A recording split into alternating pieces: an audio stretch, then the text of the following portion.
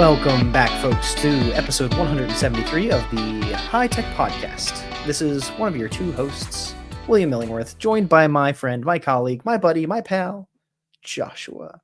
Hey. I don't know what else I was going to do. Try to do like Halo theme music or whatever. Yeah. Yeah, nobody needs to hear that. No. Or Sorry. Duel of Fates. I don't remember what is Duel of Fates? All I can hear is Halo in my head now. Yeah, now like Halo is yeah, it's that one. Yeah, when I was working as a camp counselor, me and another camp counselor, every time something was getting epic, we would both just start going. Yeah, this is fun. Yeah, there you go. Yeah, perfect. And then you just imagine Darth Maul cutting people in half. You know, there's your vision for today. Wygone. Yeah. Anyways, this is the High Tech Podcast, folks. The same shenanigans as always. Nothing's changed. We are brought to you by Harness Tech, our parent company, our thing, us, our parent. It's just our parent. We are our parent. It's weird. Yeah. It's a whole thing. It makes for, getting your chores done and stuff is really great when you're the one that assigns everything. Yeah, but then you're also the one who has to do them. That's fair. Fair. We just described adulthood in a summary. Right. We are our own parents. We have to pay our taxes. We have to pay our taxes. It's gross. Bummer. Folks, as always, let's get started with some social stuff. Go find us at High Tech Podcast or High Tech Pod. Like, share, follow, comment, respond, retweet, repost, reshare, remix. Oh no, whatever else you do on social media. Do it all. Do the things. Like Chris is our social media manager. Thank you, Chris. Love you, buddy. Please do that. Engage with us. Spread the word. We love to share our podcast with you. We love to share our podcast with more folks. If you'd like to be on the podcast, engage with us. Disagree with us. Send something that you'd like to put on the cast in general. Sponsor us. Open to sponsors. We love sponsors. Inbox at hightechpod.us. Send us over an email. Love to have that conversation with you. That'll probably get you to me. Chris is the socials, Josh is Notion, I am email. That is the trifecta. Yeah. It's actually our names. Podcast. We've legally changed our names. Will's name is legally email. Mine is legally Notion. And Chris is legally socials. That's or the soch, as we call it sometimes. Yeah. On the low, right? Yeah. Keep things light. Yeah. And last but not least, forks. For all of you spoons out there, forks. Stop listening. I'm speaking only to the forks. Wow, my brain is shot. Where did forks come from? Well, I have to say forks. And frankly, I'll take fork out of anything else that could have happened. Yeah, that could have been worse. Forks and spoons and knives, please head over to hightechpod.us for all of our episodes, all of our social, all of our affiliate links, all the good stuff. You want to know anything more about us and high tech, harness tech, start at hightechpod.us. You can learn about everything from forks and knives to ed tech. I'm really into silverware now. This is the year of silverware for us.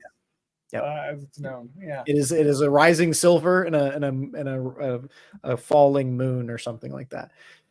So that's my attempt at trying to get us through the beginning of the episode. How about you? That was a vibe. I'm gonna start us off differently than normal for this episode. Will, I just, before we jump into all the heady philosophy of the Human Tech series, I want to know, what's the funniest story from your weekend this weekend?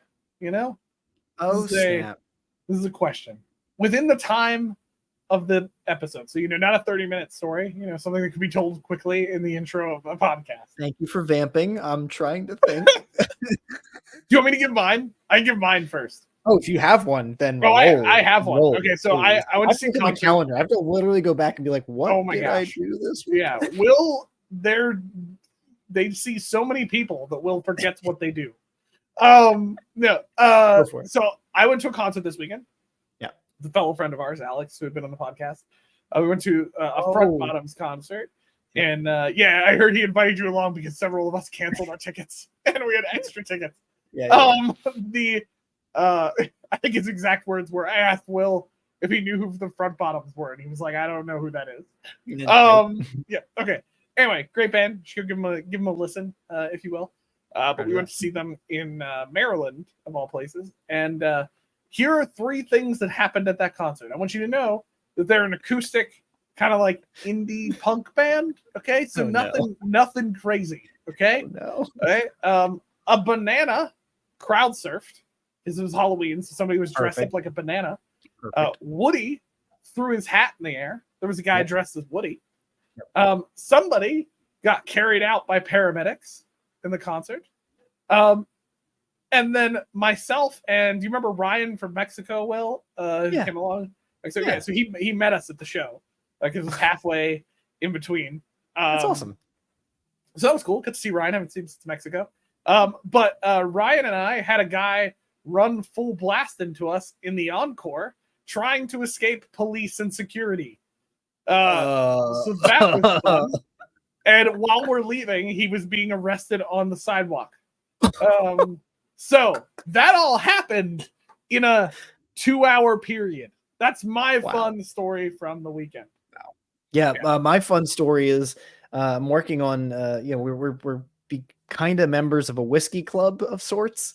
And we've been kind of trying to work our way in, just get to know people. In other words, Will's trying to work his way into the cool people club. That's what Will's trying to do. I mean, it's about whiskey. Why wouldn't you? Yeah. And Marissa and I have been putting in work for quite some time on this. Marissa literally has been putting in 5 years worth of effort to get us even this far. My brother-in-law, Eric, shows up and he is like best friends with these people in 5 seconds. Like he's just the most agreeable, friendliest person in the world. Yeah. And suddenly like nothing like Will and I. He's very the complete opposite of us. Yeah. Complete opposite. So, likable, really. We were laughing at the fact of how much effort we put in to like even get the invite. And he shows up because we were there and he's like everyone's best friend. So he's actually been invited back to the whiskey club. Seriously? Just showing up for 15 minutes. Like we were there at the end of things, and that's my story. Don't try. That's the moral of my story, folks. Is don't try. Just bring your friendlier, older brother-in-law, then you'll be good. The moral of my story is watch out for bananas, paramedics, and police officers and security people. If you're walking down the street and you see all 3 of those types of things, walk the other way. Walk the other way. It's going to be a wild night. Trust me. Or don't go to a Front Bottoms concert. Well, don't do that. It's a great concert. It was a lot of fun. It was a good time. All right. So for the heady stuff, we are in episode 3 of our little series here on Human Tech. This is the episode lovingly called Approach with Cautious Creativity.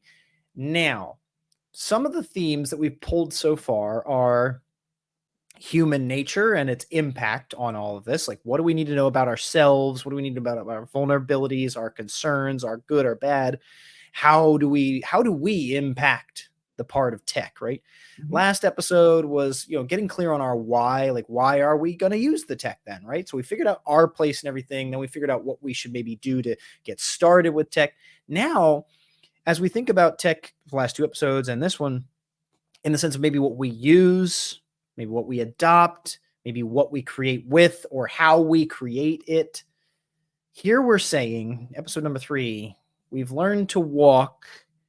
Maybe let's jog. Let's approach cautiously here and start to figure out how we're creating, how we're adopting.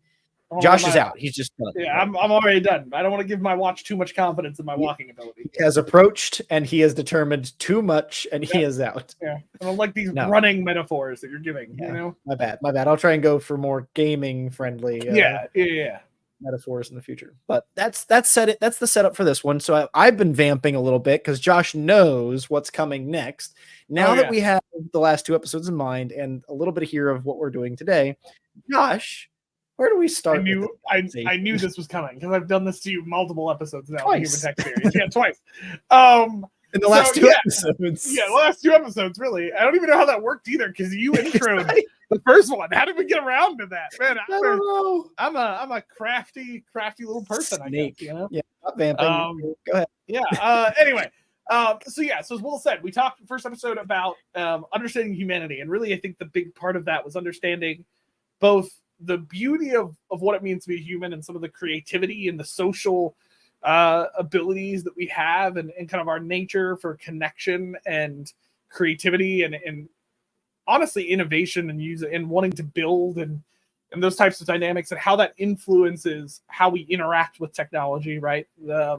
Looking at that. And then last week we talked more about the why, right? Being clear on why we're using the technology. This week we're going to talk about thoughtfully and kind of cautious creativity. What I mean by that is whenever we're going in and using technology, and this is, I think, really specific as well to like new technology we're going to use, new practices we're going to do, or even creation of technology. I like to view it as kind of one of the other ways we manage our relationship well to technology, still thriving as human beings and leveraging technology. As we've talked about in the series, Will and I really believe technology is there to help us achieve things we couldn't do on our own, right? It's to help us do things or manage things or create something that we couldn't create on our own, right? And so I see too often two kind of opposed poles, if you will, to how people interact with technology. There's the what I'll call the daredevil jumper. Let's call them the daredevil jumper, right? Which is basically like a tech comes out and like day one, they're just like doing everything with it, right? Like these are the people, the second OpenAI released, they dropped all of their student information in OpenAI. Okay, this is the daredevil jumper, right? This was the person who the second the internet went up, they just started dropping websites left and right, right? And like buying domain names. Yes, yeah, exactly, right? This is the person who created so many chat groups and AIM the first day it came out, you know? This is the person who early adopters, they jump right in and start using it pretty heavily. Yeah. And then there's the other polar side, which in technology adoption is often called like late adopters, or the people who kind of are much more cautious of technology, right? I'm just gonna throw this out here. I would say New York School District was the cautious adopter because the second AI came out, they were like, students, you can't use it. They immediately banned it. Yeah. No, big old like, ban hammer. No, right? These are the people who immediately kind of turn their heads to the new technology coming out or the new things that they're using, right? These are not the people who bought the Apple Vision Pro day one. These are the people who are probably still laughing if the Vision Pro is not taken off. These are that other side, right?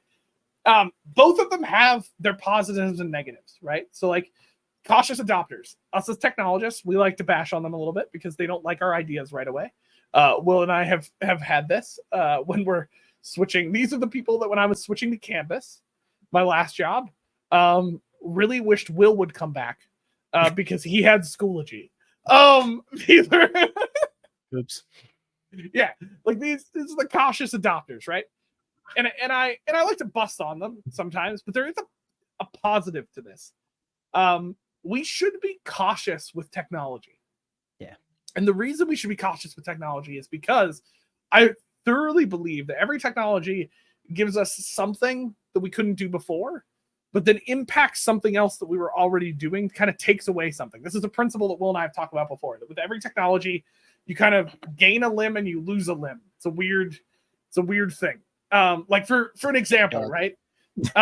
When central heating became a thing, this technology, you lost the experience that the family used to have around the fireplace. There was a natural congregating place that we lost. Does that mean we should have thrown central heating out? No, I really like it. I just turned mine on. So no, it just means there should be some cautiousness to every new technology, meaning to slow down and ask, okay, what is this going to give? But what is this going to take away or enable a darker side of me to do? Right. So we were talking about this, right? That like social media, we probably should have been a little bit more cautious of it initially in some ways, because I could have told you that the second we get social media out to the entire world, people would be using it to post fake information, hate speech, whatever other dark things, or Reddit. I could have told you that these things were going to happen, right? Because we already talked about understanding humanity. And while there's a lot of great things about humanity, history says we do a really good job at hurting people as well, and saying things we're gonna regret later, okay? Or doing things we're gonna regret later, like slapping someone on national television. I don't know why that came to my mind, but sorry, Will Smith. Like, so I don't think you need to apologize to him. yeah, well, but anyway, so like cautiousness is a part of that. That's a healthy cautiousness, right? The positive and negatives on the other side, right, is the early adopters. They often get to kind of jump into new technology with an openness and do things and kind of lead the way in doing things that weren't possible, right? So some of my early adopters on Canvas as instructors, they came up with really creative ways to create assignments for their students. They also came up with horrible ways to create assignments for the students because they didn't know what they were doing just yet. And they kind of jumped in and broke some things and created some really cool things too, right? And some of our early technology adopters did that. Even in AI, as much as I bash people creating AI, which is slightly hypocritical because I use it all the time, I was an early adopter of AI. Like I found some cool ways to use it and leverage it on the team that I was on and for myself, that others meanwhile were just kind of sitting back and going, this thing is from the devil. And it's, so there's positives on that side, but then the early adopters can also, what do I want to call it? Create uh-ohs, if you will. So like, oopsie. Here's a great example. Maybe Microsoft should have been slightly more cautious before releasing Bing AI to the world. It's just a thought, because maybe then AI wouldn't have told somebody to leave their wife and marry it, or whatever else crazy stuff was coming out of Bing AI. It's funny, but there's also like some real snafus that happened with early AI. And it's not saying that that's all avoidable, but if we slowed down a little bit to ask again, how are humans going to use this? Why are we doing it? And what potential pitfalls could there be? I'm not saying spend 4 years answering those questions. I'm just saying slow down a little bit. And so I think what I'm kind of pushing is more of a middle ground approach, which is go in willing to try new things, to do things that you wouldn't have tried before, to be creative with the technology, whether you're creating it or you're using a new technology. Be creative with it, but be cautiously creative, meaning you go in being creative, but knowing this probably isn't going to work on everything you want to do. And so you slow down a little bit just to kind of ask, okay, what could go wrong?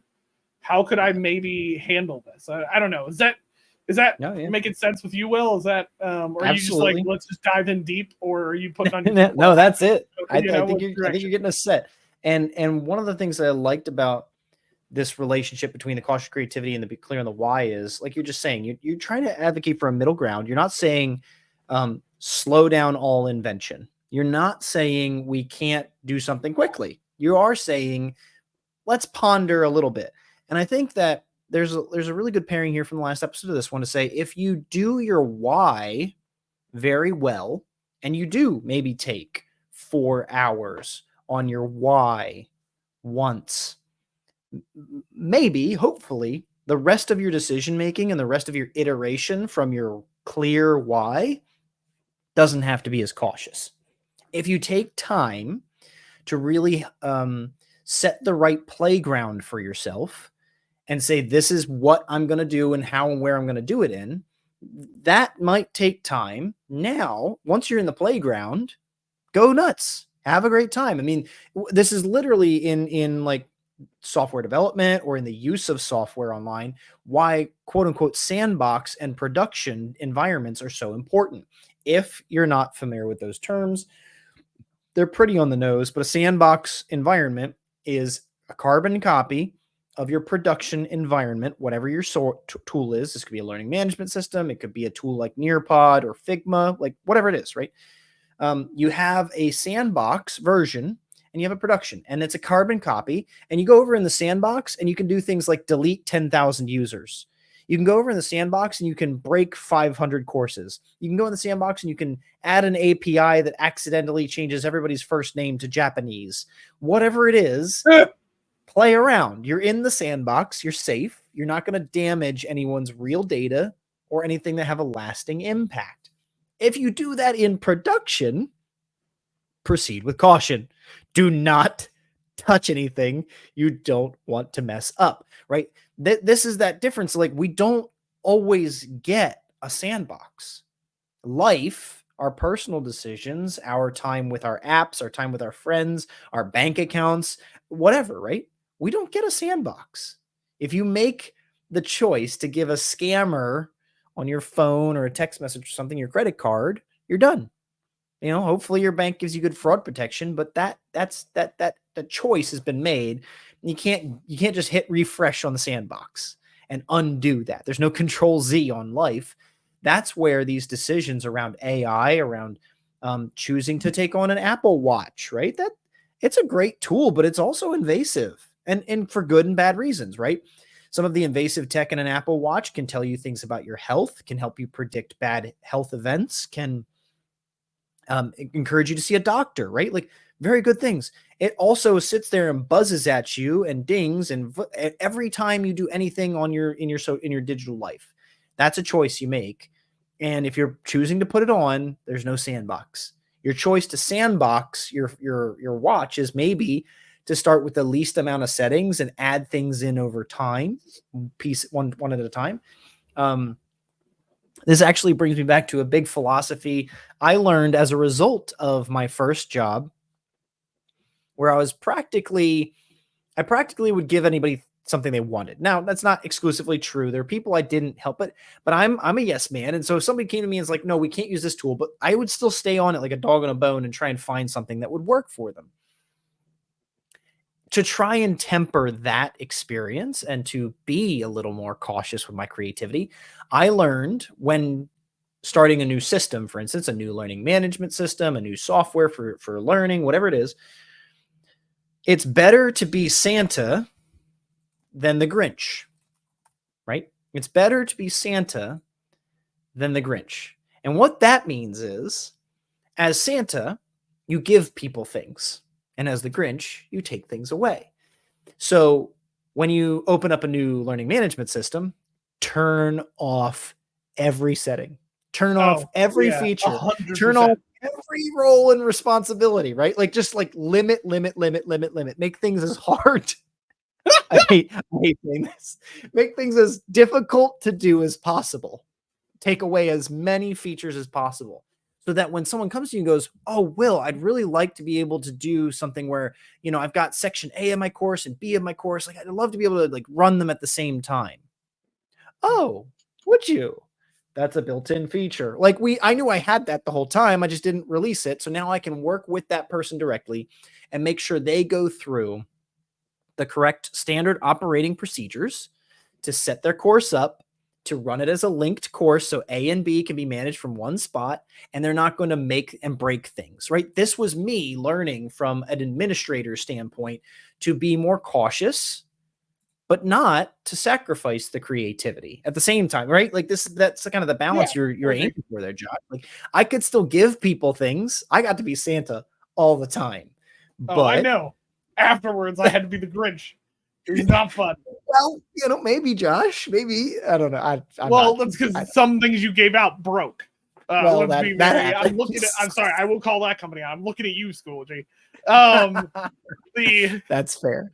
That is fair. You mean Power School? Schoology by Power School? No, yeah. Sorry, Power School, and it got so much better when it became. Please don't sue us. Please don't sue us. If I say it 3 times, it's like Beetlejuice. They won't come, right? Yeah. So that's my little bit, and extending like what you're saying. Like, yes, creativity, but cautious, but good, but you know. Yeah.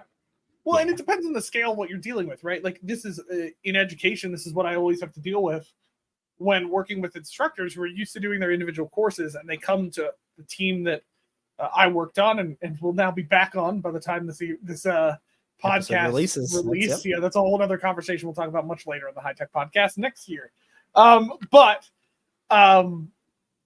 The issue I'd always run up to is, like, an instructor wants a tool or they want something in their course, right? And they were used to doing it in their individual course where they just manage it themselves. And the stakes are much lower. You can be creative in there in a way that you can't be in the environment I was working in, where, like, if I make a decision to allow a tool into our ecosystem because we were masterizing courses, I had to be able to say that could be leveraged in our courses. And we had some solutions for this, or we might pilot a tool in a singular course, right? But when instructors are asking for an entire program to use this tool, I had to be cautious to say, what are going to be some of the outcomes of this if we say yes to this, right? We had to ask some important questions, right? Like, how are students going to be able to access this tool? What is this going to do accessibility-wise? There were some important things we had to cautiously ask before allowing the creativity to kind of jump in. And it also gets to my take that I believe real creativity, this is a hot take. I think we have this up here. I'm going to put it up. This is a hot take. Okay, spicy. Real creativity happens within boxes. It happens within limits. Okay. I've heard him say this before, folks, and I love it every time. If you have all the resources and unlimited things to do, you're not actually being that creative. You can just do whatever you want. That's not creativity. That's called nobody told you no. If you're in a box, you have to be creative, and some of the most creative solutions have come out of limits that you've hit, right? And so that's why I think sometimes cautiously going in with a kind of creative mindset allows us to leverage technology even better if we just said we'll just use it wherever and whenever, right? Because it forces you to think about a more particular solution. It forces you to think about how you want to leverage it, right? A good example of where I wasn't cautiously creative. I was teaching a course a couple semesters ago. I wanted to do this final assignment. Will and I have talked about this on the podcast before. I wanted to do this final assignment where they were doing like a digital storytelling project of what they were going to do. And I didn't give the students a lot of limits. I gave them a couple instructions. But I'll be honest, I hadn't had time to really carefully think. And I wasn't cautiously going into it. I was just like, let's just do this, right? And I got some wildly different submissions from students, like ones that really thought it through and other ones that super phoned it in, right? And I think if I had given more stipulations and had kind of thought a little bit more carefully about what I was going to do, again, the why, thought about how humans are going to interact with this, cautiously went into the project, I probably would have had better results out of the students if I had given slightly more boxes. Not a ton. Like, I didn't want to say, like, use this exact tool and do this exact template, but just a little bit more limiting, right? And we found this in other places, right? Like, Will and I use a tool that limits people to 250 words in training. It's like a tutorial tool. Characters, 250 characters, not even 250 characters, yeah. And we've gotten some pushback from clients on this tool because they'll be like, it's very limiting to do 250 characters. Yes. But you also have to creatively think about what you're communicating. As much as it can drive me crazy sometimes, and the tool's called IRAD. It's a great tool. We've used it before. As much as it can drive me crazy sometimes, at the same time, the philosophical bent that IRAD has taken of putting those limits requires me to think more creatively and intentional about the steps that I'm putting a learner through. And so I think that sometimes that it's kind of a tangent, but that box of kind of what we put in place can actually foster creativity more. And so even if we're being cautious, it allows us to be slightly more creative with how we're going to tackle things if we're carefully thinking about some of the repercussions of what we're going to do. Yeah. I think that what you're pointing at, and it's a broad topic, or it's widely accepted as a topic in philosophy, but it's this relationship of chaos and order, chaos and structure. You know, I struggle when Josh says, I struggle when he says you got to put creativity in a box. It was like, oh, do you? But the point of this, that imagery, like, because a lot of people say, no, think outside the box. Like, let's put that metaphor aside. The relationship is chaos and order. Can you create chaotically? Can you manifest from nothing? You know, and truly, I don't think you can. I think you need some level of order to create. But I you know, the box thing always makes me go, well, but I want to be outside the box, Josh. I don't know. Yeah, and there's two sides to it, right? Like, I've worked with somebody before that every new idea, this person has 8 billion reasons why it's not going to work. Yeah. And that's why I think it's cautiously creative. Like, where it's like, just don't shut down ideas. Like, and this is where, like, even in the AI conversation, I just read something today, somebody in education posting, like, you know, technology can enable us to do things, but it can also enable us to plagiarize work. And then immediately after that is ChatGPT is a good example of this. And then just went on to spiel about how we're not allowed to use it in this academic environment. It's that unnuanced response that limits us from what we're doing. Because at the end of the day, people had those same reactions to when Google came out, to when the internet came out. Right. And how much has those dynamics transformed how we interact with information, both for positives and negatives? Listen to me, they weren't entirely wrong in some of their criticisms, right? There were a lot of criticisms of, like, well, if this information is just widely available and not critically assessed, people are going to just accept a bunch of information. That was stuff that was said early on in the internet being adopted, right? Were they wrong?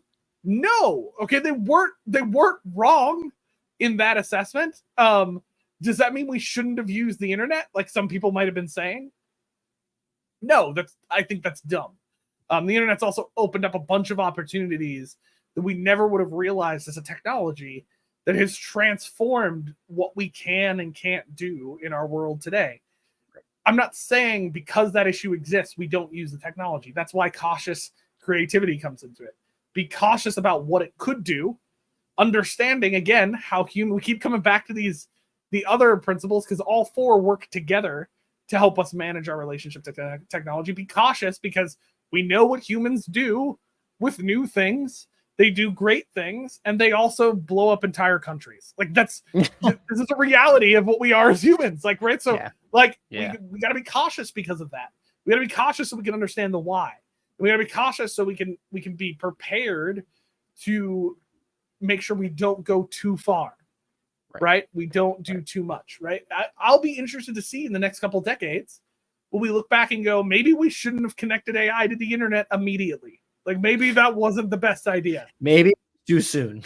Maybe it was too soon. You know, I don't know. I think it's not a perfect, it's an art. Doing these things is more of an art. It's not a perfect science of how we interact with technology, because we're human beings. We only have so much understanding of what's going on, right? So I think we also have to accept those mistakes. We're going to make them, even if we're being cautiously creative. But I think it could save us from some pretty big ones if we're more careful about how we engage. So in the scope of this series, we figure out ourselves. We take some time, we reflect, we learn about what our human nature is. That's a big part of this. If we're going to, and when we're going to work with and integrate technology, we need to start with a why, a foundational rationale for what we're doing. And then for our own humanity's sake, I think that's the point of this. It's not, you can throw caution to the wind if you want to just go ahead, figure it out. Yeah, but do you know so well in history? But do you know the consequences? Our point is, once you've figured out these first two steps at this stage of things, address this creativity cautiously so that you can be as ready for or as aware of the potential consequences as possible, so that you don't step on your own foot, or do anything just ridiculous that might hurt you, hurt others. I do believe, we've heard me say this so many times on the podcast before, if you've listened, I believe notifications on your phone are a problem. I think they take too much attention. I think they take too much from us. Is it bad? No. Could it be less than healthy? Maybe. Should you take time to consider the notifications on your phone? I believe yes. And when you consider them, you may find that there's a why behind your health that you need to address. Wow, when I'm out with friends, I check my phone a lot and often have to ask my friends to repeat themselves because I didn't hear what they said to me. That is a why that you might want to address, because you're getting too many notifications. Not saying names, but I've seen this happen to a few friends of mine where it's like, oh, I just had to repeat myself 3 times throughout this conversation because something distracted you on your phone, a little bang, a little this. And you know what? It's okay. I mean, like, I'm it's not a judgment, but it's one of those things to say, Are you as present as you want to be? I do like to put my phone on vibrate or silent, excuse me, not even vibrate, silent, and put it in my back pocket and hang out. I like that. That's something I shoot for. So I understand my nature. I would look at the phone a lot. I understand my why when I'm with people. My why is to focus on those people. And here, this kind of cautious stage, I take a step. I take an action, a protection, if you will, to make sure that the why I have is held sacred, and that I can step away from the digital. This is just a me thing. This is a me example. Why I'm able to walk through these steps that we are talking about for other folks, and it helps me live healthier. It helps me feel healthier when I'm dealing with the tech. That I want this. I want it in my life. I want to communicate with those people. I want to know what's going on here. Sometimes I come back to my phone after hanging out with people and it's 20 freaking notifications. It's like, whoa, whoa, whoa, but I find that that's something that's for me. It really helps me. And it's me putting these things on our episodes into practice, I think. So these episodes might be getting shorter and shorter, but I think we're getting closer and closer to the point that we don't need as much of the extra conversation. I don't know. You got anything else? You think we're? Yeah, I mean, I think like other examples, right, of this is like Will just said the example of notifications, and like a practical example for myself, right, as I'm going transitioning back into another job. Yep, it's a long story. We'll talk about it later. But when I was in the other job originally, I had like a ticketing system tool on my phone, and I had the notification set up. I kind of took some of the stuff we're talking about in this episode to heart and went, okay, what's my own nature? My own nature is, if I get a bunch of these notifications on a regular basis, I'm not gonna be able to not look at them because I want to know what the issue is, right? And why am I that way? Because I think somewhere internally in my head, if I don't know what's going on with the issue, like I start to make up reasons in my head of things that could be happening. Sure. Right. And so the cautious, maybe not creativity, but cautious implementation of going back in this job is I've made an intentional decision of that app is not getting installed on my phone when I go back. I deleted it when I left. And in whatever I'm going back to, I don't think I need it installed, so I'm not going to. And that's an intentional decision, right? At a bigger level, right? One area I think we could apply these principles a bit better. I know I keep coming back to AI, but there's examples. It's right? An easy one. The AI technology that we're working on now that allows people to like replicate other people's voices. I gotta be honest. I would really like the companies to apply these principles to better manage our relationship with technology. Because if you go through what Will and I are saying right now, okay, how is humanity going to leverage this? Well, positive side is humanity could be very creative with this stuff, immortalizing the voice of the late voice Darth Vader. Why can't I think of his name right now? James Earl Jones. James Earl Jones. They use this technology to do that. In some ways, and he gave permission, right? Yep. But there's a creative his voice can forever be his character can live on forever through this voice tool. But negative side, how often do other people pretend to be other people? Like you know what I mean? Like there's again, human nature is to use this for positive sides, but also like throughout the dawn of humanity, we've found every way to scam another human being and get him more money, right? So, like, is it a good idea with that in place? Okay, if those are the principles, right? So, if we take that understanding humanity, we apply that then to the tool, and we ask the why. Why are we creating this technology? Yeah. I really am asking that question. Nobody, I don't seem to see a clear why. Why are we in the creation of that technology? Code. Okay, so maybe it's to apply the James Earl Jones stuff, but like, how often has that come up that we're like, we need to do like a couple times? Yeah, right. Like I've seen them go like, okay, well, you could immortalize family members' voices. Like this is a real thing out there.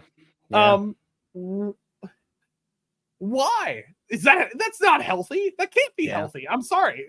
Call that a hot take. I'll throw that as a hot take, but that can't be healthy. So like if the why is not beneficial enough over the problems, then the cautious creativity should say, maybe we shouldn't just be implementing this as quickly as we are. I don't know. Maybe this is just me. Maybe I'm tin hatting this or aluminum foil hatting this. Like, well, do you agree with me? I mean, like, welcome to my you box. apply this principles of that technology.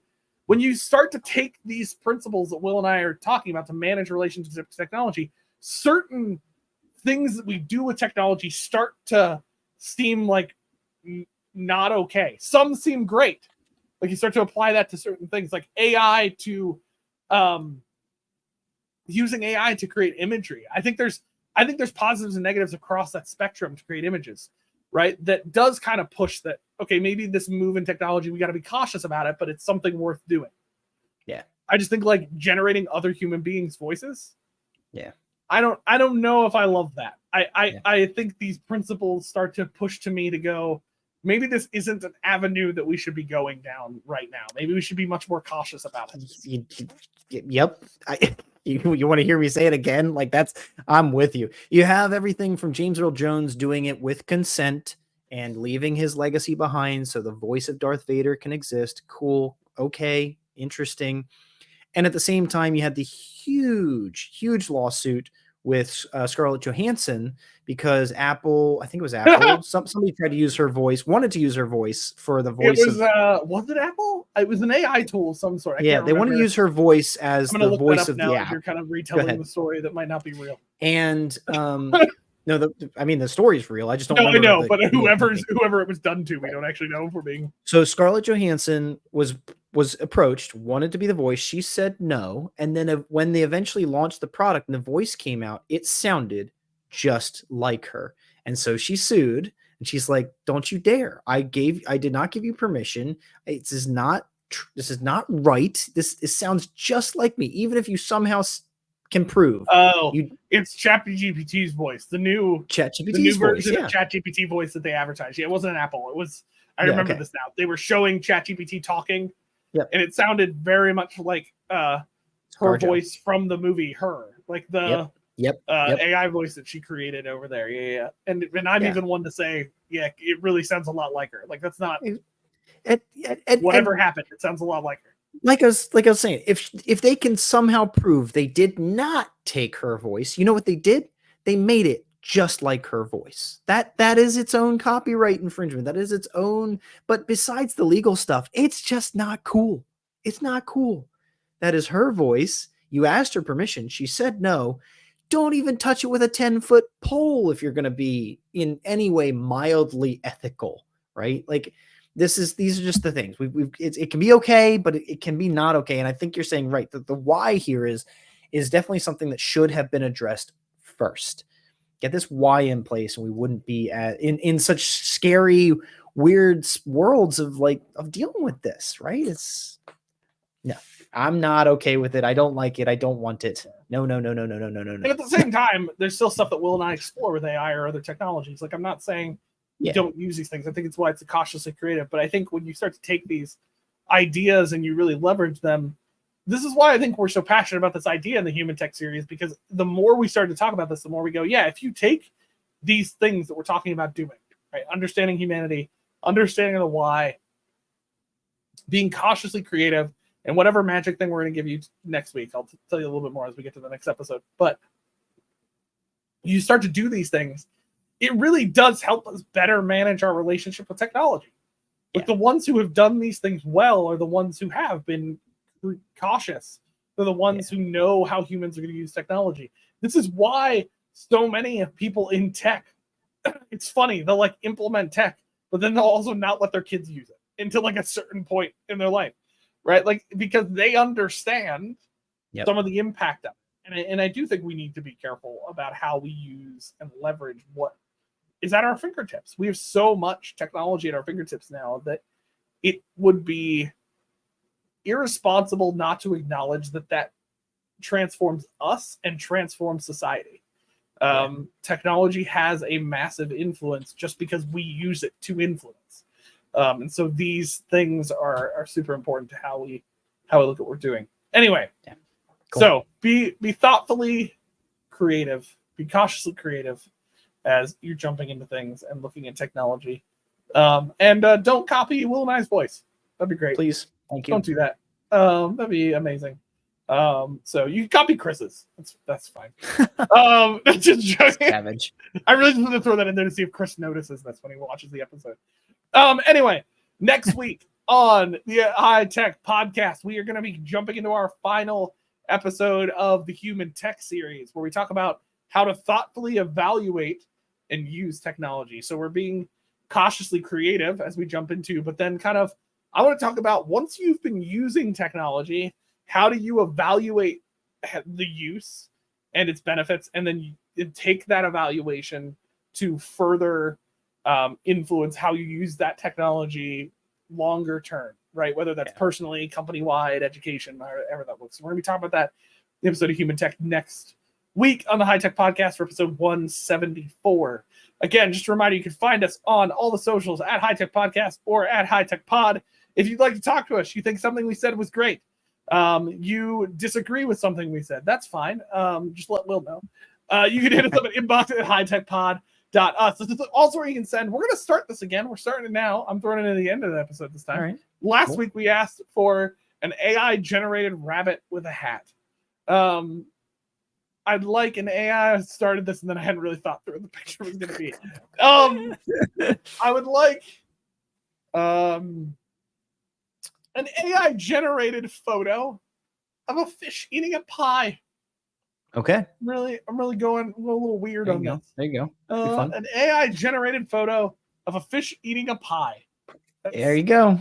You got it, folks. And if you do that, that picture will end up on the episode page, top notch, top billing for whomever sends it along. So if it was one of our partnered friends, from episodes past, like Reflection, we'd be happy to link to Reflection's website if they did that. But if not, Robin will get the top billing. Yeah, I like how we just assume Robin's going to do these things. It's going to be hilarious if she doesn't do any of it. She's like, I stopped listening to you guys 20 episodes ago. Yeah. No, so you can send those over to inbox at hightechpod.us. And just a reminder, we also have a website on the internet because it did happen. It's a real thing. Hightechpod.us. You can find all of our episode notes there, as well as photos if anybody sends them. We'll see what happens. Will's setting another reminder for himself in Notion. He's thinking in his head right now, I didn't know this was going to be a thing we kept doing. So now I have to put more reminders in Notion. So anyway, folks, that is a wrap on another week. Empowering minds. Embracing tech. Cheers. Cheers.